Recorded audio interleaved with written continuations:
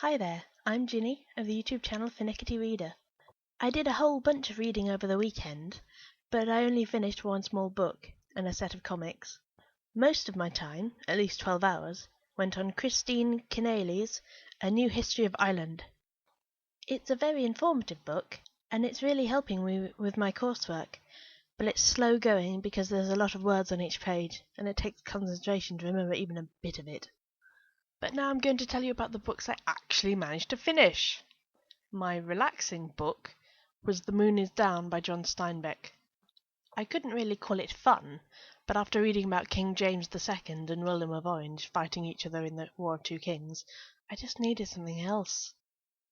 The Moon is Down was originally written as an anti-Nazi propaganda, but it's actually pretty good to read as a story. The characters are broadly drawn, and there aren't really very many plot twists, but I found the end both uplifting and painful. What's really interesting is how well it worked as propaganda. It was criticized by some American reviewers for not painting the Nazis as simply evil like the literature for American audiences did. But Steinbeck had done his research and interviewed people fleeing from the violence. The people living in occupied territory knew that German soldiers weren't just mustache-twirling villains.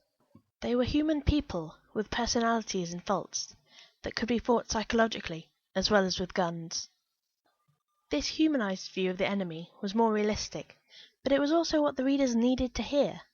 That's the reason people took the risks to translate, print, and distribute The Moon is Down. People risked their lives for this book, and it's definitely one I'd recommend. But what about the comic books?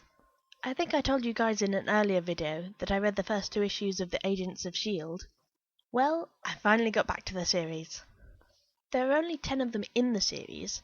I think it's a bit of a test case, but it's quite a good jumping off point for a new Marvel comic book reader.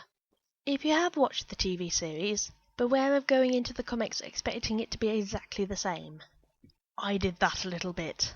Less so with the big things and the turns of the plot, but Deathlock's backstory is very different from what I've seen. In the TV series, he's very much a working class archetype and a single father, but in the comics he's a doctor, and that completely surprised me. My first reaction was to go, no he's not! But then I googled it and discovered he always had been in the comics. I get that they don't have time or space to explain to new people, but it was just treated like something you should already know, and it was a bit jarring.